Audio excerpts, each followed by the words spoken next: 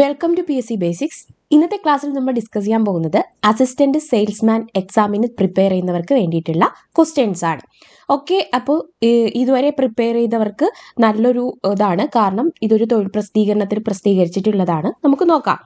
സംസ്ഥാനത്തെ റേഷൻ കാർഡുകൾ സ്മാർട്ട് കാർഡുകളാക്കി മാറ്റുന്നതിനായി കൊണ്ടുവന്ന സംവിധാനങ്ങൾ. സംസ്ഥാനത്തെ റേഷൻ കാർഡുകൾ സ്മാർട്ട് കാർഡുകളായി മാറ്റുന്നതിനായി കൊണ്ടുവന്ന സംവിധാനങ്ങളാണ് റേഷൻ കാർഡിൽ QR കോഡും ബാർ കോഡും. റേഷൻ കാർഡിൽ QR കോഡും ബാർ കോഡും കൊണ്ടുവന്നത് എന്തിനു വേണ്ടിയിട്ടാണ്? സ്മാർട്ട് കാർഡുകളാക്കി മാറ്റുന്നതിന് വേണ്ടിയിട്ടാണ്. ചിലപ്പോൾ ഒരു പ്രസ്താവനയായിട്ട് തരുന്നത് ഇതായിരിക്കും. സോ അങ്ങനെ തന്നെ മനസ്സിലാക്കി പഠിക്കുക. കേന്ദ്ര സർക്കാരിൽ നിന്നും പൊതുവിതരണത്തിനായി സംസ്ഥാനങ്ങൾക്ക് അനുവദിക്കുന്ന അരി, ഗോതമ്പ്, മണ്ണെണ്ണ, പഞ്ചസാര എന്നീ റേഷൻ സാധനങ്ങൾ മാസം തോറും എല്ലാ ജില്ലകൾക്കും അനുവദിച്ച് നൽകുന്നത് ആരാണ്? സിവിൽ സപ്ലൈസ് ഡയറക്ടറാണ്. സിവിൽ സപ്ലൈസ് ഡയറക്ടറാണ് കേന്ദ്ര സർക്കാരിൽ നിന്ന് പൊതുവിതരണത്തിനായിട്ട് കിട്ടുന്ന, അതായത് ഓരോ സംസ്ഥാനത്തിനും ഇത്ര അരി, ഇത്ര ഗോതമ്പ്, മണ്ണെണ്ണ, പഞ്ചസാരയൊക്കെ അനുവദിക്കും. ഇത് മാസം തോറും എല്ലാ ജില്ലകൾക്കും അനുവദിച്ച് നൽകുന്നത് സിവിൽ സപ്ലൈസ് ഡയറക്ടറാണ്. റേഷൻ സാധനങ്ങൾ താലൂക്ക് സപ്ലൈ ഓഫീസർക്ക് വിഭജിച്ച് നൽകുന്നത് ആരാണ്? ജില്ലാ സപ്ലൈ ഓഫീസറാണ്. ഇങ്ങനെ ജില്ലകൾക്ക് കിട്ടുന്ന റേഷൻ സാധനങ്ങൾ പിന്നീട് അത് വിഭജിച്ച് ആർക്ക് കൊടുക്കും? താലൂക്ക് സപ്ലൈ ഓഫീസർക്ക് കൊടുക്കും. ഇത് ജില്ലാ സപ്ലൈ ഓഫീസറാണ് വിഭജിച്ച് കൊടുക്കുന്നത്. ഇനി റേഷൻ സാധനങ്ങളുടെ വിട്ടെടുപ്പ്, വിതരണം എന്നിവ നിരീക്ഷിച്ച് അവ റേഷൻ കടകളിലൂടെ അർഹരായവർക്ക് ലഭിക്കുന്നു എന്ന് ഉറപ്പുവരുത്തേണ്ട ഡ്യൂട്ടി ആർക്കാണ്? ജില്ലാ സപ്ലൈ ഓഫീസറുടെ ഡ്യൂട്ടിയാണ്. എന്താണ്? റേഷൻ സാധനങ്ങളുടെ വിട്ടെടുപ്പ്, വിതരണം എന്നിവ നിരീക്ഷിച്ച് അവ റേഷൻ കടകളിലൂടെ അർഹരായവർക്കാണോ ലഭിക്കുന്നതെന്ന് ഉറപ്പുവരുത്തേണ്ടത് ജില്ലാ സപ്ലൈ ഓഫീസറാണ്. കേരള ഭക്ഷ്യധാന്യ ലൈസൻസ് നിയമം അനുസരിച്ച് ഭക്ഷ്യധാന്യങ്ങൾ സംഭരിച്ചു വെക്കുന്നതിനും വിപണനം നടത്തുന്നതിനും പൊതുവിപണിയിലെ വ്യാപാര സ്ഥാപനങ്ങൾക്കും റേഷൻ കടകൾക്കും ലൈസൻസ് നൽകുന്നത് ആരാണ്? ജില്ലാ സപ്ലൈ ഓഫീസറാണ്. അപ്പോൾ ജില്ലാ സപ്ലൈ ഓഫീസറിന്റെ ഓരോ ഡ്യൂട്ടികൾ പറയുകയാണ്. സംസ്ഥാന മൊത്തത്തിലുള്ള നമ്മുടെ ഡയറക്ടർ, സപ്ലൈ ഓഫീസർ, അതായത് സപ്ലൈ ഡയറക്ടർ എന്ത് ചെയ്യും? ജില്ലകൾക്ക് വേണ്ടിയിട്ട് ഓരോ പ്രാവശ്യത്തെയും വിഹിതം കൊടുക്കും. ഇത് പിന്നെ ജില്ലാ സപ്ലൈ ഓഫീസർ എന്ത് ചെയ്യും? താലൂക്ക് സപ്ലൈ ഓഫീസർമാർക്ക് വിഹിതങ്ങളായിട്ട് ഇങ്ങനെ വിഭജിച്ച് കൊടുക്കും. പിന്നീട് അത് അവർക്ക് ആർക്കൊക്കെയാണോ, അർഹതപ്പെട്ടവർക്കാണോ ലഭിക്കുന്നതെന്ന് ഉറപ്പുവരുത്തേണ്ടതും ജില്ലാ സപ്ലൈ ഓഫീസറാണ്. അതുപോലെ തന്നെ കേരള ഭക്ഷ്യധാന്യ ലൈസൻസി നിയമം അനുസരിച്ച് ഭക്ഷ്യധാന്യങ്ങൾ സംഭരിച്ചു വെക്കുന്നതിനും വിപണനം നടത്തുന്നതിനും പൊതുവിപണിയിലെ വ്യാപാര സ്ഥാപനങ്ങൾക്കും റേഷൻ കടകൾക്കും ലൈസൻസ് കൊടുക്കുന്നതും ആരാണ്? ജില്ലാ സപ്ലൈ ഓഫീസറാണ് കൊടുക്കുന്നത്. റേഷൻ കടയ്ക്ക് ലൈസൻസിയെ, അതായത് നടത്തുന്ന ആളാണ് ലൈസൻസി എന്ന് ഉദ്ദേശിക്കുന്നത്, നിയമിക്കുന്നതിന് വേണ്ടി അപേക്ഷ ക്ഷണിക്കുകയും അത് പരിശോധിച്ച് ലൈസൻസിയെ നിയമിക്കുന്നതും ആരാണ്? ജില്ലാ സപ്ലൈ ഓഫീസറാണ്. അപ്പൊ ലൈസൻസ് കൊടുക്കുന്നത്, ലൈസൻസിയെ നിയമിക്കുന്നത്, ഇത് അപേക്ഷയൊക്കെ പരിശോധിച്ച് ലൈസൻസിയെ നിയമിക്കുന്നതൊക്കെ ജില്ലാ സപ്ലൈ ഓഫീസറാണ്. അടുത്ത ക്വസ്റ്റ്യൻ ആണ്, പ്രധാനപ്പെട്ടതാണ്. റേഷൻ കട നടത്തിപ്പിനായി നിയമിക്കപ്പെടുന്ന വ്യക്തിയുടെ നിയമനത്തിന്മേൽ ആർക്കെങ്കിലും പരാതി ഉണ്ടെങ്കിൽ പ്രസ്തുത അപ്പീൽ പരിഗണിക്കുന്നത് ആരാണ്? അപ്പോൾ ജില്ലാ സപ്ലൈ ഓഫീസർ ഒരാളെ റേഷൻ കട നടത്താൻ വേണ്ടിയിട്ട് നിയമിച്ചു. ഇനി ഈ നിയമിച്ച വ്യക്തിയുടെ പേരിൽ ആർക്കെങ്കിലും പരാതി ഉണ്ടെങ്കിൽ ആ അപ്പീൽ പരിഗണിക്കുന്നത് ജില്ലാ കളക്ടറാണ് പരിഗണിക്കുന്നത്. ആരാണ്? ജില്ലാ കളക്ടറാണ്. അടുത്തത്, അരി മൊത്ത വിതരണ ഡിപ്പോ, റേഷൻ ഡിപ്പോ, മണ്ണെണ്ണ മൊത്ത വിതരണ ഡിപ്പോ തുടങ്ങിയവയെ സംബന്ധിച്ച പരാതി പരിശോധിക്കാനും ശിക്ഷാ നടപടി എടുക്കാനും ജില്ലാ തലത്തിൽ അധികാരമുള്ളത് ആർക്കാണ്? ജില്ലാ തലത്തിലാവുമ്പോൾ ആരായിരിക്കും? സ്വാഭാവികമായിട്ടും ജില്ലാ സപ്ലൈ ഓഫീസർക്കാണ്. അപ്പോൾ പിന്നെ ഏതുമായി, നിയമനവുമായി ബന്ധപ്പെട്ടിട്ട് എന്തെങ്കിലും അപ്പീൽ ഉണ്ടെങ്കിൽ അത് ആർക്കാണ്? ജില്ലാ കളക്ടർക്കാണ്. എന്നാൽ അരി മൊത്ത വിതരണ ഡിപ്പോ, റേഷൻ ഡിപ്പോ, മണ്ണെണ്ണ മൊത്ത വിതരണ ഡിപ്പോ, ഇതൊക്കെ സംബന്ധിച്ച് എന്തെങ്കിലുമൊക്കെ പരാതിയോ ഒക്കെ ഉണ്ടെങ്കിൽ ശിക്ഷാ നടപടി എടുക്കുക എന്നതും ആരായിരിക്കും? ജില്ലാ സപ്ലൈ ഓഫീസർ ആയിരിക്കും. അടുത്തത്, റേഷൻ കടകളിലേക്കും മറ്റ് സ്ഥാപനങ്ങളിലേക്കും വിതരണം ചെയ്യുന്നതിനുള്ള ഭക്ഷ്യധാന്യങ്ങൾ സൂക്ഷിക്കുന്നതിനുള്ള പണ്ടശാലകളായി കേന്ദ്ര സർക്കാർ അംഗീകരിച്ചിട്ടുള്ള ഡിപ്പോകൾ അറിയപ്പെടുന്നത് എന്തായിരിക്കും? ആൻസർ ഗോഡൌണുകളിലാണ് സൂക്ഷിക്കുന്നത്.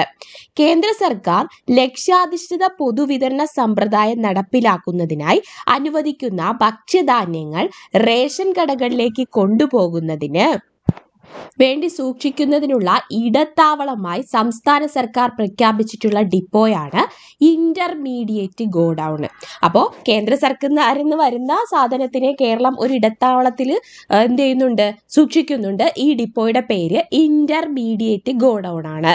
അടുത്തത്, കേരളത്തിൽ റേഷൻ കാർഡിൽ അംഗമാകുന്നതിന് കുറച്ച് വ്യവസ്ഥകളുണ്ട്. ഒരു പക്ഷേ പ്രസ്താവന തരുന്നത് ഇതൊക്കെ ആയിരിക്കാം, അതുകൊണ്ട് ശ്രദ്ധിച്ച് കേൾക്കുക. അപ്പോൾ ഒരാൾക്ക് റേഷൻ കാർഡിൽ അംഗമാകണമെങ്കിൽ അയാൾ ഇന്ത്യൻ പൗരനായിരിക്കണം, അതുപോലെ തന്നെ കേരളത്തിൽ താമസക്കാരനായിരിക്കണം, അതുപോലെ തന്നെ സർക്കാരോ കമ്മീഷണറോ സമയാസമയങ്ങളിൽ നിശ്ചയിക്കുന്ന വ്യവസ്ഥകൾ പ്രകാരം 1. കേന്ദ്ര സർക്കാരിന്റെ മാനസിക പരിഗണന പ്രകാരം അഭയാർത്ഥികളായി കണക്കാക്കപ്പെട്ടവർക്കും റേഷൻ കാർഡിന് അർഹതയുണ്ട്. ഓക്കെ, അതായത് കേരളത്തിലെ ഇന്ത്യൻ പൗരനാവണമെന്നില്ല, മാനസിക പരിഗണന പ്രകാരം അഭയാർത്ഥികളായി കണക്കാക്കപ്പെട്ട ആരെങ്കിലും ഉണ്ടെങ്കിൽ അവരും റേഷൻ കാർഡിന് അർഹതയുണ്ട്.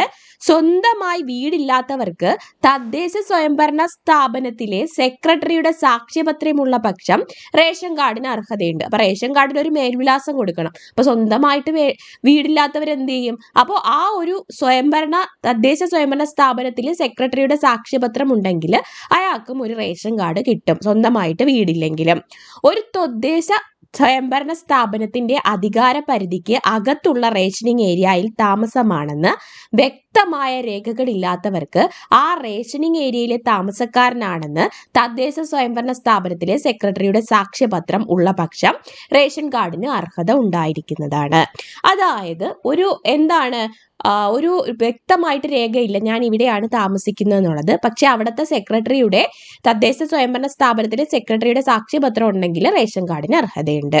അപ്പോൾ അത് ക്ലിയർ ആയല്ലോ. ഇന്ത്യൻ പൗരനായിരിക്കണം എന്ന് പറഞ്ഞു, കേരളത്തിൽ താമസക്കാരനായിരിക്കണം. ഇനി കേരളത്തിൽ റേഷൻ കാർഡിൽ അംഗമാവണമെങ്കിൽ സർക്കാരോ കമ്മീഷണറോ സമയാസമയങ്ങളിൽ നിശ്ചയിക്കുന്ന വ്യവസ്ഥകൾ പ്രകാരം മാനസിക പരിഗണന പ്രകാരം അഭയാർത്ഥികൾക്ക് വേണമെങ്കിൽ റേഷൻ കാർഡ് കൊടുക്കാം. ഇനി സ്വന്തമായി വീടില്ലാത്തവർക്ക് തദ്ദേശ സ്വയംഭരണ സ്ഥാപനത്തിലെ സെക്രട്ടറിയുടെ സാക്ഷ്യപത്രം ഉണ്ടെങ്കിൽ റേഷൻ കാർഡ് കൊടുക്കാം. ഒരു തദ്ദേശ സ്വയംഭരണ സ്ഥാപനത്തിന്റെ അധികാര പരിധിക്ക് അകത്തുള്ള സ്ഥലത്ത് എന്ത് ചെയ്യാണ്, താമസമാണെന്നൊരു വ്യക്തമായിട്ടുള്ള ഒരു രേഖ ഇല്ലെങ്കിലും എന്ത് ചെയ്യാൻ പറ്റും, തദ്ദേശ സ്വയംഭരണ സ്ഥാപനത്തിലെ സെക്രട്ടറിയുടെ സാക്ഷ്യപത്രം ഉണ്ടെങ്കിൽ റേഷൻ കാർഡ് കിട്ടുന്നതാണ്. ഇനി അടുത്തത്, ഒരു റേഷൻ കാർഡില് റേഷൻ കാർഡ് നമ്പറിന് പുറമെ അതത് കാർഡ് ഉടമയും അംഗങ്ങളുമായി ബന്ധപ്പെട്ട എന്തൊക്കെ വിവരങ്ങളാണ് ഉണ്ടാവുക? കാർഡ് നമ്പർ എന്തായാലും ഉണ്ടാകും, ഗുണഭോക്താവിന്റെ മേൽവിലാസം കാണും, പേര് കാണും, വയസ്സ് കാണും, കാർഡ് ഉടമയുടെ മാസ വരുമാനം കാണും, കാർഡിലെ മറ്റംഗങ്ങൾക്ക് കാർഡ് ഉടമയുമായുള്ള ബന്ധം കാണും. ഇത് പഠിച്ചു വെക്കുന്നത് എന്തിനാണെന്ന് ചോദിച്ചാൽ ഒരുപക്ഷെ പ്രസ്താവന വരുമ്പോൾ നമുക്ക് അവിടെ കൺഫ്യൂഷൻ ഉണ്ടാവും. അപ്പോൾ ഇത് ഓർമ്മിക്കാൻ വേണ്ടിയിട്ട് വേണമെങ്കിൽ നിങ്ങളുടെ റേഷൻ കാർഡ് എടുത്ത് വെച്ചിട്ട് നിങ്ങൾക്ക് ഇത് പഠിക്കാവുന്നതേ ഉള്ളൂ. അപ്പോൾ കാർഡ് നമ്പർ കാണും, ഗുണഭോക്താവിന്റെ മേൽവിലാസം കാണും, പേര്, വയസ്സ്, പിന്നെ കാർഡ് ഉടമയുടെ മാസ വരുമാനം, കാർഡിലെ മറ്റംഗങ്ങൾക്ക് കാർഡ് ഉടമയുമായുള്ള ബന്ധം. ഇത്രയും കാര്യങ്ങൾ ഏതിൽ ഉറപ്പായിട്ടും കാണും, ഒരു റേഷൻ കാർഡിനകത്ത് കാണും. അടുത്തത്, ഒരു റേഷനിങ് ഏരിയയിൽ റേഷൻ കാർഡിനുള്ള അപേക്ഷ സ്വീകരിക്കുന്നതിനും രജിസ്റ്റർ ചെയ്യുന്നതിനും അനുവദിക്കുന്നതിനുള്ള അധികാരം ആർക്കാണുള്ളത്? താലൂക്ക് സപ്ലൈ ഓഫീസർക്കാണുള്ളത്. ഒരു റേഷനിങ് ഏരിയയിൽ റേഷൻ കാർഡിനുള്ള അപേക്ഷ സ്വീകരിക്കുന്നതും രജിസ്റ്റർ ചെയ്യുന്നതും അനുവദിക്കുന്നതും ഒക്കെ ആരാണ്? താലൂക്ക് സപ്ലൈ ഓഫീസറാണ്. ഇനി റേഷൻ പെർമിറ്റ് പുതുക്കുന്നതിനുള്ള അപേക്ഷ സമർപ്പിക്കേണ്ടത് ജില്ലാ സപ്ലൈ ഓഫീസർക്കാണ്. റേഷൻ പെർമിറ്റ് പുതുക്കുന്നതിനുള്ള അപേക്ഷ സമർപ്പിക്കേണ്ടത് ജില്ലാ സപ്ലൈ ഓഫീസർക്കാണ്. റേഷൻ പെർമിറ്റ് പുതുക്കുന്നതിനായി പെർമിറ്റ് കാലഹരണപ്പെടുന്ന തീയതിക്ക് എത്ര ദിവസം മുന്നെയെങ്കിലും അപേക്ഷ സമർപ്പിക്കണം. അപ്പോൾ ഒരു റേഷൻ പെർമിറ്റ് കിട്ടി, അത് പുതുക്കുന്നതിനുള്ള അപേക്ഷ നമ്മൾ ജില്ലാ സപ്ലൈ ഓഫീസർക്ക് കൊടുക്കുകയാണ്. ഇത് എത്ര സമയത്തിന് മുന്നിൽ നമ്മൾ കൊടുക്കണം? കാലഹരണപ്പെടുന്ന തീയതിക്ക് 45 ദിവസം മുന്നെയെങ്കിലും അപേക്ഷ സമർപ്പിക്കണം. ആർക്കാണ് അപേക്ഷ സമർപ്പിക്കേണ്ടത്? ജില്ലാ സപ്ലൈ ഓഫീസർക്കാണ് അപേക്ഷ സമർപ്പിക്കേണ്ടത്. ഇനി മതിയായ കാരണങ്ങൾ ഉണ്ടെങ്കിൽ പെർമിറ്റ് കാലഹരണപ്പെട്ട് എത്ര ദിവസത്തിനുള്ളിൽ സമർപ്പിക്കുന്ന പുതുക്കൽ അപേക്ഷകൾ വരെ സ്വീകരിക്കാവുന്നതാണ്. അതായത് നമ്മളൊരു റേഷൻ പെർമിറ്റ് പുതുക്കുന്നതിന് പെർമിറ്റ് കാലഹരണപ്പെടുന്ന തീയതിക്ക് 45 ദിവസം മുമ്പേ അപേക്ഷിക്കണം. പക്ഷെ ഇങ്ങനെ അപേക്ഷിക്കാൻ പറ്റിയില്ല, അതിന് പ്രത്യേകിച്ചൊരു കാരണമുണ്ടെങ്കിൽ 30 ദിവസം വരെ അപേക്ഷ സ്വീകരിക്കും. ഓക്കെ, അപേക്ഷ സ്വീകരിക്കുന്നത് എത്ര വരെയാണ്? 30 ദിവസം വരെയാണ്. അടുത്തത്, ആവശ്യമായ അന്വേഷണങ്ങൾ നടത്തി പെർമിറ്റ് പുതുക്കേണ്ടത് ആരാണ്? ജില്ലാ സപ്ലൈ ഓഫീസറാണ്. അപ്പോൾ പെർമിറ്റിനുള്ള അപേക്ഷ കൊടുക്കുന്നത് നമ്മൾ ജില്ലാ സപ്ലൈ ഓഫീസർക്കാണ് പുതുക്കാനുള്ളത്. 45 ദിവസത്തിനുള്ളിൽ കാലഹരണപ്പെടുവാണെങ്കിൽ കൊടുക്കണം. ഇനി എന്തെങ്കിലും ഒരു കാരണം കൊണ്ട് താമസിച്ചുവാണെങ്കിൽ 30 ദിവസത്തിനുള്ളിൽ നമ്മൾ അപേക്ഷിക്കണം, ഇല്ലെങ്കിൽ കിട്ടത്തില്ല. ഇത് ആര് വേണം ഇങ്ങനെ പുതുക്കേണ്ടത് അന്വേഷിച്ചിട്ട്? ജില്ലാ സപ്ലൈ ഓഫീസർ വേണം പുതുക്കി തരാനുള്ളത്. സംസ്ഥാന സർക്കാരിന്റെ മാനദണ്ഡങ്ങൾ പ്രകാരം റേഷൻ കാർഡിൽ അംഗമാകാൻ അർഹതയില്ലാത്ത ഒരു വ്യക്തി തെറ്റായ വിവരങ്ങൾ നൽകി അനധികൃതമായി കാർഡ് കരസ്ഥമാക്കിയാൽ ആ വ്യക്തിക്കെതിരെ സ്വീകരിക്കുന്ന നടപടികൾ എന്തൊക്കെയാണ്? അപ്പോൾ സംസ്ഥാന സർക്കാരിന് എന്ത് ചെയ്യാൻ പറ്റത്തില്ല? അവരുടെ മാനദണ്ഡം അനുസരിച്ചിട്ട് റേഷൻ കാർഡിന് ഒരു വ്യക്തിക്ക് അംഗമാകാനുള്ള അർഹതയില്ല, പക്ഷെ അംഗമായി. അങ്ങനെയാണെങ്കിൽ ആ വ്യക്തിക്കെതിരെ എന്തൊക്കെ നടപടികൾ എടുക്കാം? ഒന്നാമത് കാർഡ് സസ്പെൻഡ് ചെയ്യുകയോ റദ്ദ് ചെയ്യുകയോ ചെയ്യുന്നതായിരിക്കും. പിന്നെ ക്രിമിനൽ നടപടികൾ ആക്ടിലെ സെക്ഷൻ 9 വിധേയമായിട്ടുള്ള നടപടികൾ എടുക്കും. ക്രിമിനൽ നടപടികൾ ആക്ടിലെ സെക്ഷൻ 9 വിധേയമായിട്ടുള്ള നടപടികൾ എടുക്കും. പിന്നെ കേന്ദ്ര സംസ്ഥാന സർക്കാർ ജീവനക്കാർ, പൊതുമേഖലാ സഹകരണ മേഖല സർക്കാർ സഹായത്തോടെ പ്രവർത്തിക്കുന്ന സ്വയംഭരണ സ്ഥാപനങ്ങൾ എന്നിവയിലെ ജീവനക്കാർ എന്നിവരാണെങ്കിൽ വകുപ്പ് തല അച്ചടക്ക നടപടികൾ സ്വീകരിക്കും. അതായത് അവിടെയുള്ള ജീവനക്കാരാണ് ഇങ്ങനെ ഒരു പ്രശ്നം, അതായത് അർഹതയില്ലാതെ റേഷൻ കാർഡ് ഒപ്പിക്കുകയാണെങ്കിൽ അവിടെ ഒരു അച്ചടക്ക നടപടി സ്വീകരിക്കും. സർക്കാരിനുണ്ടാകുന്ന നഷ്ടം സർക്കാർ കാലാകാലങ്ങളിൽ തീരുമാനിക്കുന്ന നിരക്കിൽ ഈടാക്കും. സർക്കാരിന് ഇതിന്റെ പേരിൽ എന്തെങ്കിലുമൊക്കെ നഷ്ടങ്ങൾ ഉണ്ടായിട്ടുണ്ടെങ്കിൽ സർക്കാർ എന്ത് ചെയ്യും? കാലാകാലങ്ങളിൽ തീരുമാനിക്കുന്ന നിരക്കിൽ ഇത് ഈടാക്കും. അടുത്തത്, പുതിയ റേഷൻ കാർഡ് അനുവദിക്കുന്നത് വരെ റേഷൻ വിഹിതം വാങ്ങുന്നതിനായി കാർഡ് ഉടമയ്ക്ക് നൽകുന്ന താൽക്കാലിക റേഷൻ കാർഡിന്റെ കാലാവധി എത്രയാണ്? അപ്പൊ നമുക്കൊരു റേഷൻ കാർഡ് ഇല്ല, അപ്പൊ നമ്മളൊരു റേഷൻ കാർഡിന് അപ്ലൈ ചെയ്തു, പക്ഷെ നമുക്ക് റേഷൻ കാർഡ് കിട്ടിയില്ല. അപ്പൊ നമുക്ക് റേഷൻ വിഹിതം കിട്ടണ്ടേ? ഇതിനു വേണ്ടിയിട്ട് ഒരു താൽക്കാലിക റേഷൻ കാർഡ് കൊടുക്കും. ഇതിന്റെ 6 മാസമാണ് താൽക്കാലിക റേഷൻ കാർഡിന്റെ കാലാവധി. അടുത്തത്, പുതുതായി റേഷൻ കട അനുവദിക്കുന്നതിന് പരിഗണിക്കുന്ന ഘടകങ്ങൾ ഏതൊക്കെ? പ്രദേശത്ത് റേഷൻ കടയുടെ ആവശ്യകത. ആ പ്രദേശത്ത് റേഷൻ കട ഉണ്ടെങ്കിൽ പിന്നീട് ഒന്നും കൂടി അനുവദിക്കാനുള്ള സാധ്യത കുറവാണ്, അല്ലെങ്കിൽ അവിടെ അത്രയ്ക്കും ജനസംഖ്യ വേണം. പിന്നെ പ്രദേശത്തിന്റെ എന്തെങ്കിലും പ്രത്യേകത ഉണ്ടാകും നോക്കും. ആ കടയിൽ വരാനുള്ള കാർഡുകളുടെ എണ്ണം നോക്കും. ഇത് ഇത്രയും പരിഗണിച്ചിട്ടായിരിക്കും പുതുതായി ഒരു റേഷൻ കട അനുവദിക്കുന്നത്. അല്ലാതെ ചറപറ റേഷൻ കടയൊന്നും അനുവദിക്കത്തില്ല. പ്രദേശത്ത് റേഷൻ കടയുടെ ആവശ്യകത നോക്കും, പ്രദേശത്തിന്റെ പ്രത്യേകത നോക്കും, ആ കടയിൽ വരാനുള്ള കാർഡുകളുടെ എണ്ണം നോക്കും. പുതുതായി റേഷൻ കടയ്ക്ക് അനുവാദം ലഭിക്കണമെങ്കിൽ കുറഞ്ഞത് എത്ര കാർഡെങ്കിലും പുതിയ കടയിൽ ഉണ്ടാകണം? എത്ര കാർഡെങ്കിലും ഉണ്ടാകണം? 400 കാർഡെങ്കിലും ഉണ്ടാകണം. എന്നാൽ മാത്രമേ പുതുതായിട്ടൊരു റേഷൻ കടയ്ക്ക് അനുവാദം ലഭിക്കത്തുള്ളൂ. കേരളത്തിലെ ഏറ്റവും കൂടുതൽ റേഷൻ കാർഡുകളുള്ള ജില്ല മലപ്പുറം ജില്ല. സ്വാഭാവികമായിട്ടും എവിടെ ജനസംഖ്യ കൂടുതലുള്ള എവിടെയായിരിക്കും? മലപ്പുറം ജില്ലയിലാണ്. കേരളത്തിൽ ഏറ്റവും കൂടുതൽ റേഷൻ കാർഡുകളുള്ള രണ്ടാമത്തെ ജില്ല ചോദിക്കുകയാണെങ്കിൽ ജനസാന്ദ്രത കൂടുതലുള്ള തിരുവനന്തപുരം ജില്ലയിലാണ്. കേരളത്തിലെ ഏറ്റവും കുറവ് റേഷൻ കാർഡുള്ള ജില്ല ഏതായിരിക്കും? അത് വയനാടാണ്. കേരളത്തിലെ ഏറ്റവും കൂടുതൽ റേഷൻ കടകളുള്ള ജില്ല ചോദിക്കുകയാണെങ്കിൽ അത് തിരുവനന്തപുരത്താണ്. കേരളത്തിലെ ഏറ്റവും കൂടുതൽ റേഷൻ കടകളുള്ള ജില്ല തിരുവനന്തപുരത്താണ്. കേരളത്തിലെ ഏറ്റവും കുറവ് റേഷൻ കടകളുള്ള ജില്ല ഏതാണ്? വയനാടാണ്. അപ്പൊ ഏറ്റവും കുറവ് റേഷൻ കാർഡുകളുള്ളതും റേഷൻ കടകൾ കുറവുള്ളതും എവിടെയാണ്? വയനാട് ജില്ലയിലാണ്. റേഷൻ വിഹിതം അർഹതപ്പെട്ട ഗുണഭോക്താക്കളിൽ എത്താതെ കരിഞ്ചന്തയിലേക്ക് കടത്തുന്നത് തടയാൻ ശാശ്വത പരിഹാരം എന്ന നിലയിൽ കേരളത്തിലെ റേഷൻ കടകളിലെ പൊതുവിതരണം സുതാര്യമാക്കാൻ ഏർപ്പെടുത്തിയ സംവിധാനമാണ് നമ്മളിപ്പോൾ റേഷൻ കടയിൽ ചെന്ന് കാണുന്ന POS മെഷീനുകൾ. എന്താണ് അതിന്റെ പേര്? POS മെഷീനുകൾ എന്നാണ് പേര്. ഇപ്പൊ കരിഞ്ചന്തയൊക്കെ തടയുന്നതിന് വേണ്ടിയിട്ടാണ് ഇത് ആരംഭിച്ചിരിക്കുന്നത്. POS മെഷീനുകൾ വഴി യഥാർത്ഥ ഗുണഭോക്താവിനെ തിരിച്ചറിയാനായി നൽകുന്ന ശാരീരിക അടയാളങ്ങൾ ഏതൊക്കെയാണ്? ഒന്ന്, വിരലടയാളം നൽകാം, അല്ലെങ്കിൽ ഐറിസ് ഓതന്റിക്കേഷൻ, കണ്ണിന്റെ ഐറിസ് വെച്ചിട്ടുള്ള ഐറിസ് ഓതന്റിക്കേഷനും നൽകാം. POS മെഷീനുകളിൽ നൽകാൻ കഴിയുന്ന കാർഡ് അംഗങ്ങളുടെ മറ്റു വിവരങ്ങൾ ഏതൊക്കെ നൽകാം? ആധാർ നൽകാം, പിന്നെ മൊബൈൽ നമ്പർ നൽകാം. ആധാർ നൽകാം, മൊബൈൽ നമ്പർ നൽകാം. POS മെഷീനുകൾ വഴി സംസ്ഥാനത്തെ ഏത് റേഷൻ കടയിൽ നിന്നും റേഷൻ വാങ്ങാനായി ചെയ്യേണ്ടത് എന്താണ്? Aadhaar card authentication. അതായത് ആധാർ കാർഡ് നമ്മുടെ റേഷൻ കാർഡുമായിട്ട് കണക്ട് ചെയ്യുക. അപ്പോൾ നമുക്ക് എന്ത് ചെയ്യാൻ പറ്റും? ഏത് റേഷൻ കടയിൽ നിന്ന് വേണമെങ്കിലും റേഷൻ വാങ്ങാൻ പറ്റും. ഏത് മെഷീൻ വഴിയാണ്? POS മെഷീൻ വഴിയാണ്. റേഷൻ വാങ്ങാൻ റേഷൻ കടകളിൽ എത്താൻ സാധിക്കാത്തവർക്ക് പകരക്കാരെ വെച്ച് റേഷൻ വാങ്ങാൻ വേണ്ടി സർക്കാർ ഒരുക്കിയിരിക്കുന്ന സംവിധാനമാണ് പ്രോക്സി സംവിധാനം. സംവിധാനം. എന്താണ്? റേഷൻ വാങ്ങാനായിട്ട് റേഷൻ കടകളിൽ ചില ആൾക്കാർക്ക് സാധിക്കത്തില്ല. അങ്ങനെയുള്ള സന്ദർഭത്തിൽ വേറൊരാളെ നമുക്ക് എന്ത് ചെയ്യാൻ പറ്റും? റേഷൻ വാങ്ങാൻ വേണ്ടിയിട്ട് അനുവദിക്കാം. ഇതിന്റെ പേരാണ് പ്രോക്സി സംവിധാനം. റേഷൻ വാങ്ങാൻ പ്രോക്സിയെ ഏർപ്പെടുത്തുന്ന സന്ദർഭങ്ങൾ ഏതൊക്കെയാണ്? ഇങ്ങനെയൊന്നും നമുക്ക് എന്ത് ചെയ്യാൻ പറ്റത്തില്ല? പ്രോക്സി ഏർപ്പെടുത്താൻ പറ്റത്തില്ല. ഒന്നെങ്കിൽ ഗുരുതരമായ രോഗബാധയാൽ ശയ്യാവലംബരായവരായിരിക്കണം, അതായത് കിടപ്പ് രോഗികളായിരിക്കണം, അല്ലെങ്കിൽ 65 വയസ്സിന് മുകളിൽ പ്രായമുള്ളവരായിരിക്കണം, എങ്കിൽ നമുക്ക് പ്രോക്സിയെ ഏർപ്പെടുത്താം. പിന്നെ ഭിന്നശേഷിയുള്ളവരാണെങ്കിൽ, അതായത് എന്താണ്, എന്തെങ്കിലും പ്രശ്നമുള്ള ആൾക്കാർ, ഭിന്നശേഷിയുള്ള ആൾക്കാരാണെങ്കിൽ അവർക്കും എന്ത് ചെയ്യാം? പ്രോക്സിയെ ഏർപ്പെടുത്താനായിട്ട് കഴിയും. ഓർമ്മിക്കുക, ഇത് പ്രസ്താവന ചോദ്യത്തിൽ വരാം.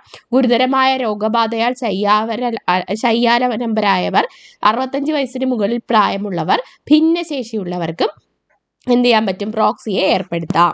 16നും 65നും ഇടയിൽ പ്രായമുള്ള മറ്റംഗങ്ങളില്ലാത്ത കാർഡുകൾ പ്രോക്സി ഏർപ്പെടുത്തുമ്പോൾ പാലിക്കേണ്ട മാനദണ്ഡങ്ങൾ ഏത്? അതായത് 16നും 65, 16ന് താഴോട്ടാവുമ്പോൾ കുട്ടികളാണ്, 65ന് മുകളിലോട്ടാവുമ്പോൾ മുതിർന്ന ആൾക്കാരാണ്. അപ്പൊ ഇങ്ങനെ ഇല്ലാത്ത കാർഡുകൾ ഉണ്ടെങ്കിൽ അവർക്ക് പ്രോക്സി ഏർപ്പെടുത്താം.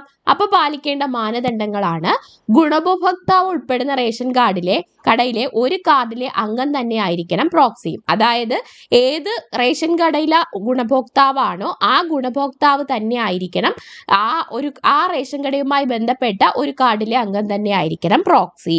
പിന്നെ റേഷൻ കടയുടെ ലൈസൻസിയെയോ കുടുംബാംഗങ്ങളെയോ പ്രോക്സിയായി ഉൾപ്പെടുത്താൻ പാടില്ല. അതായത് റേഷൻ കടയുടെ ഓണറിനെയോ അദ്ദേഹത്തിന്റെ കുടുംബാംഗങ്ങളെയോ പ്രോക്സി ആയിട്ട് ഉൾപ്പെടുത്താൻ പാടില്ല. കാരണം കള്ളത്തരം വരാനുള്ള സാധ്യതയുണ്ട്. അപ്പൊ അതുകൊണ്ട് പ്രോക്സി എടുക്കുമ്പോൾ നമ്മുടെ റേഷൻ കടയിലുള്ള കാർഡ് തന്നെ ആയിരിക്കണം, എന്നാൽ റേഷൻ കടയിലെ ഓണർ ആവാൻ പാടില്ല. ഓക്കെ, അടുത്തത്, കേരളത്തിലെ ഏറ്റവും കൂടുതൽ റേഷൻ കാർഡുകൾ ഏത് വിഭാഗത്തിനാണ്? മുൻഗണനാ വിഭാഗത്തിനാണ്. PHH ആണ് മുൻഗണനാ വിഭാഗത്തിലാണ് കേരളത്തിലെ ഏറ്റവും കൂടുതൽ റേഷൻ കാർഡുകൾ ഉള്ളത്. മുൻഗണനാ വിഭാഗത്തിന്റെ റേഷൻ കാർഡ് നിറം എന്താണ്? പിങ്കാണ് മുൻഗണനാ വിഭാഗത്തിന്റെ റേഷൻ കാർഡ് വിഭാഗം.